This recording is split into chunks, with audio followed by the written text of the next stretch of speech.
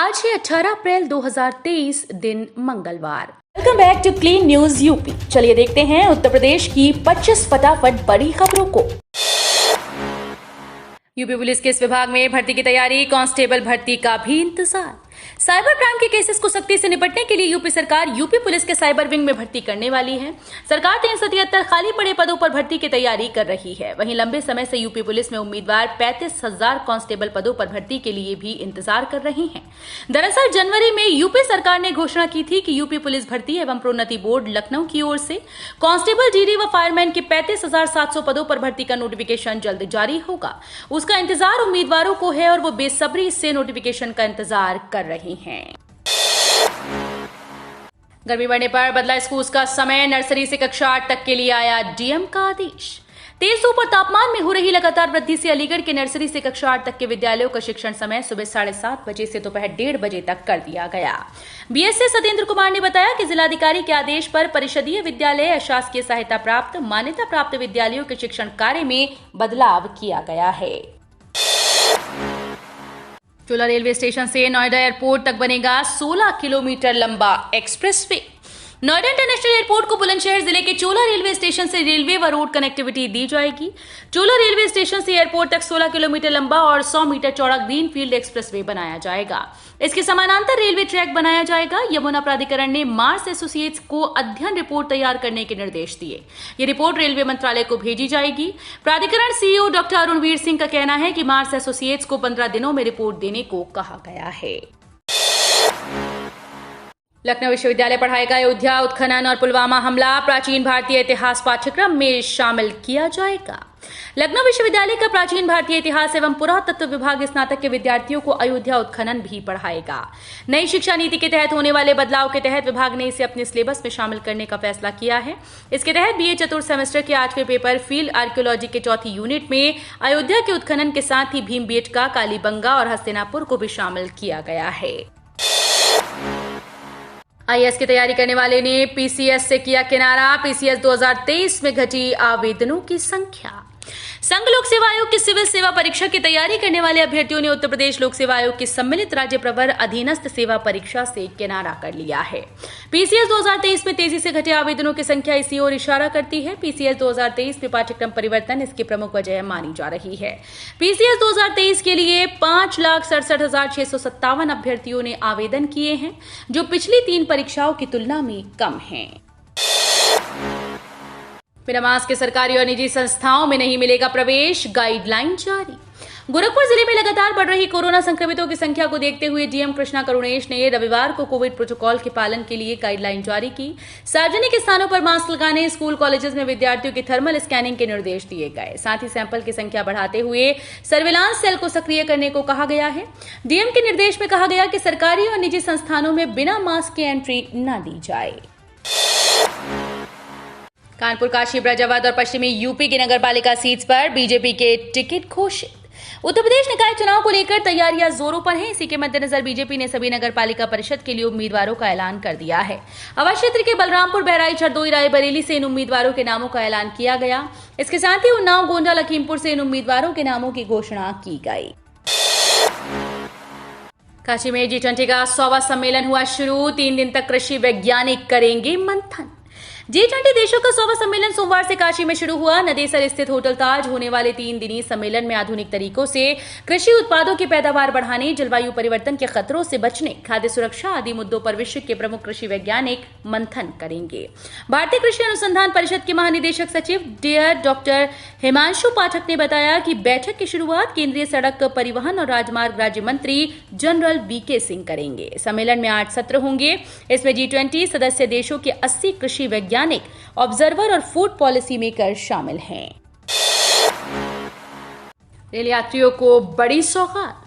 लखनऊ से मुंबई जैसे लंबी दूरी की ट्रेन में सफर करने वाले यात्रियों के लिए राहत की खबर है। यात्रा के समय अब यात्रियों को खान पान के लिए भटकना नहीं पड़ेगा।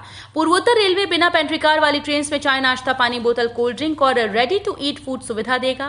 पैकिंग वाले नाश्ते में नमकीन, वेफर, उपमा, पोहा और इडली सांभर भी रहेगा। आईआरसीटीसी की इस नई सुविधा में लंबी दूरी की 12 जोड़ी ट्रेन में 8 वेंडर मौजूद रहेंगे, जो ऑर्डर पर यात्रियों को खान पान की सुविधा तय कीमतों पर उपलब्ध कराएंगे। समानांतर वितरण लाइसेंस से महंगी हो जाएगी नोएडा व गाजियाबाद की बिजली। अदानी ग्रुप द्वारा नियामक आयोग में दाखिल की गई याचिका के खिलाफ उत्तर प्रदेश विद्युत उपभोक्ता परिषद नियामक आयोग में याचिका दायर करेगा। उपभोक्ताओं का हवाला देते हुए अदानी ग्रुप समानांतर लाइसेंस की याचिका खारिज करने की मांग करेगा। परिषद के अध्यक्ष ने रविवार को कहा कि समानांतर वितरण लाइसेंस निजी घरानों को दिए जाने से उपभोक्ताओं की बिजली की दरें महंगी हो जाएंगी। परिषद के अध्यक्ष अवधेश कुमार वर्मा ने मीडिया को बताया कि सिर्फ गाजियाबाद और नोएडा में ही अदानी ग्रुप द्वारा क्यों वितरण लाइसेंस की मांग की गई है। हाई अलर्ट के बीच शहर में सेक्टर स्कीम लागू, डीएम एसएसपी ने किया भ्रमण। प्रयागराज में हाथी कश्यप के मारे जाने के बाद प्रदेश में हाई अलर्ट और मुख्यमंत्री के सख्त निर्देश का अपने जिले में असर दिख रहा है। शहर में सेक्टर स्कीम लागू कर कड़ी निगरानी रखी जा रही है। वहीं खुद डीएम एसएसपी ने दिन निकलते ही शहर का भ्रमण कर सुरक्षा इंतजामों का जायजा लिया। शाम को एसपी सिटी की अगुवाई में पुराने शहर में पुलिस ने फ्लैग मार्च किया। इस दौरान शहर के 9 सेक्टर्स व 25 सब सेक्टर्स में बांटकर पुलिस की तैनाती की गई। कानपुर का हर 10वां युवा बेरोजगार, सेवा योजन कार्यालय में दर्ज बेरोजगारों की संख्या 1.5 लाख से ज्यादा। सरकारें भले ही ज्यादा से ज्यादा रोजगार मुहैया कराने का दावा करती हों, लेकिन कानपुर का हर 10वां युवा बेरोजगार है। उसके पास ना तो कोई नौकरी है और ना ही अपना व्यापार करने के लिए जमा पूंजी। सेवा योजन विभाग में दर्ज आंकड़ों से ये तस्वीर निकलकर सामने आई। ये लोग नौकरी की तलाश में रोजगार मेलों के चक्कर काट रहे हैं। पटना से काशी का सफर होगा गंगा के रास्ते। जुलाई से डबल डेकर क्रूज चलाने की योजना। रास्ते जलमार्ग 1 पर पाटलिपुत्र से काशी के बीच जलयान चलेगा। इसकी शुरुआत जुलाई से होगी। पटना से काशी की दूरी करीब 8 घंटे में तय होगी। इससे पर्यटन और वाणिज्यिक गतिविधियों को बढ़ावा मिलेगा। भारतीय अंतर्देशीय जलमार्ग प्राधिकरण ने पटना से वाराणसी के बीच जलयान संचालन के लिए सर्वे कराया है। साथ ही गति में आने वाली बाधाएं दूर कर रहा है। बसपा ने 10 नगर निगमों के मेयर प्रत्याशी घोषित किए। 60% मुस्लिमों को दिया टिकट।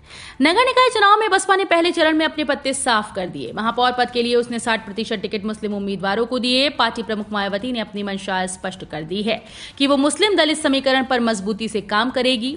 पार्टी को उम्मीद है कि यदि दलित और मुस्लिम वोटर साथ आ जाएं तो कई सीट पर बसपा के नैया पार लग सकती है। ज्ञानवापी से जुड़े 7 मामलों की अब एक साथ होगी सुनवाई। वाराणसी के बहुचर्चित ज्ञानवापी मां श्रृंगार गौरी से जुड़े सभी 7 मामलों को एक आवेदन को जिला जज डॉक्टर अजय कृष्ण विश्वेश की अदालत ने स्वीकार कर लिया है। सोमवार को 19 पेज के विस्तृत आदेश में अदालत ने कहा कि संबंधित न्यायालयों में जो 7 मामले लंबित हैं, वहां से इन मामलों को जिला जज की अदालत में स्थानांतरित किया जाता है। गोरखपुर में सूरज ने उगली आग, दिन भर परेशान हो रहे लोग। सूरज के तेवर लगातार तल्ख होते जा रहे हैं। सोमवार को पहली बार अधिकतम तापमान 40 डिग्री के ऊपर पहुंच गया। अधिकतम तापमान सामान्य से 3 डिग्री ज्यादा 41.4 डिग्री दर्ज किया गया।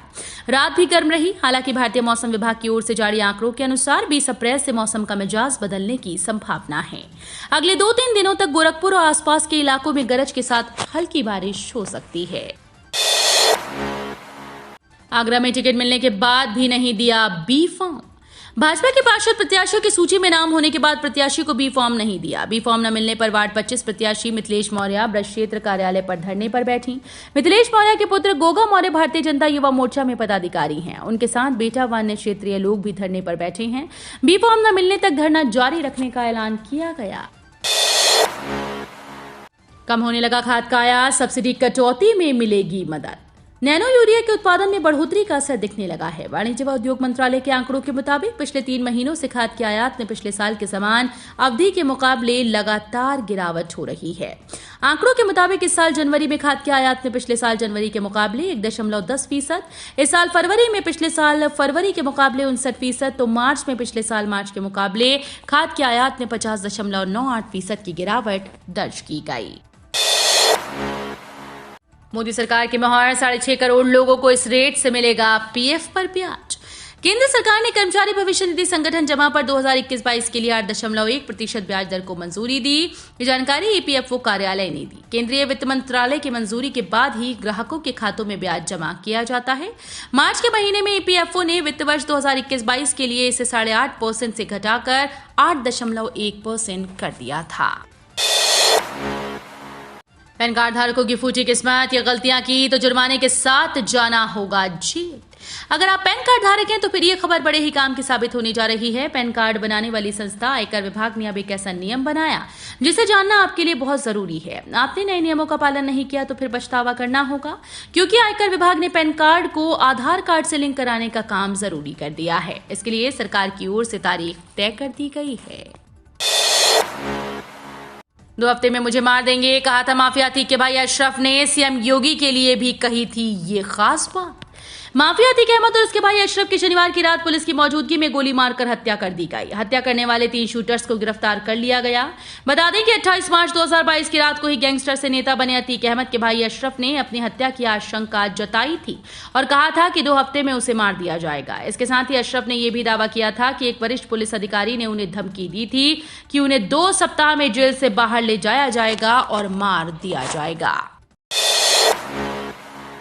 योगी की सरकार है, यूपी में नहीं चलेगी गुंडागर्दी। निकाय चुनाव से पहले प्रयागराज में बोले स्वतंत्र देव सिंह। प्रयागराज पहुंचने पर कैबिनेट मंत्री और नगर निकाय चुनाव के प्रभारी स्वतंत्र देव सिंह ने यूपी के कानून व्यवस्था को लेकर बड़ी बात कही। उन्होंने योगी सरकार की तारीफ करते हुए कहा कि उत्तर प्रदेश में गुंडागर्दी नहीं चलेगी, क्योंकि इस राज्य में योगी की सरकार है। भाजपा से महापौर पद के प्रत्याशी गणेश केसरवानी का नामांकन कलेक्ट्रेट में दाखिल करवाने के बाद कचहरी टैक्सी स्टैंड के पास आयोजित जनसभा को संबोधित करते हुए मंत्री ने कहा कि पहले सपा की सरकार में गुंडे और माफिया कमजोर लोगों और गरीबों के मकान जमीन हड़प लेते थे। 2017 के पहले प्रदेश में जातिवाद और गुंडागर्दी का आलम था। आज मोदी और योगी की सरकार में बिना किसी भेदभाव के गरीबों को योजनाओं का लाभ मिल रहा है। लखनऊ में कोविड संग बुखार का भी प्रकोप बढ़ा। लखनऊ शहर में कोविड संग बुखार का प्रकोप बढ़ गया है। अस्पतालों में बुखार से पीड़ित काफी मरीज पहुंच रहे हैं। हालांकि जांच में ज्यादातर कोविड पॉजिटिव नहीं आ रहे, मगर उनके लक्षण कोविड जैसे ही हैं। ओपीडी में रोज ऐसे मरीजों का आंकड़ा 100 से अधिक है, जबकि 8 से 10 मरीज रोज भर्ती हो रहे हैं। अस्पताल प्रभारियों का कहना है कि कोविड जैसे लक्षण वाले मरीजों की संख्या में लगातार बढ़ोतरी होती जा रही है। हत्याकांड की जांच के लिए एसआईटी गठित। डीजीपी ने मॉनिटरिंग के लिए 3 सदस्यीय टीम की गठित। प्रयागराज में माफिया अतीक अहमद और उसके भाई अशरफ की शनिवार रात मेडिकल कॉलेज परिसर में हुई हत्या के मामले की जांच के लिए एसआईटी का गठन कर लिया गया। प्रयागराज के पुलिस कमिश्नर अमित शर्मा ने इसका आदेश जारी किया। इसमें प्रयागराज के अपर पुलिस उपायुक्त अपराध सतीश चंद्र को मुख्य विवेचक, सहायक पुलिस आयुक्त कोतवाली सत्येंद्र प्रसाद तिवारी और निरीक्षक ओम प्रकाश को सह विवेचक बनाया गया।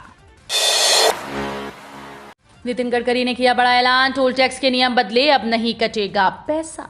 नितिन गडकरी ने कहा कि टोल न चुकाने पर सजा का कोई प्रावधान नहीं, लेकिन टोल बिल लाने की तैयारी चल रही है। अब आपके बैंक खाते से सीधे टोल टैक्स कटेगा। इसके लिए अलग से कोई कार्रवाई नहीं की जाएगी। यही वजह है कि पिछले 4 साल में आए वाहनों के नंबर प्लेट अलग अलग होते हैं।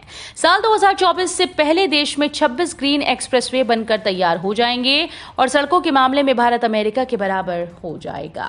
तो ये थी आज की 25 फटाफट बड़ी खबरें। अगर आपको न्यूज पसंद आई हो तो वीडियो को लाइक और शेयर जरूर करें। धन्यवाद।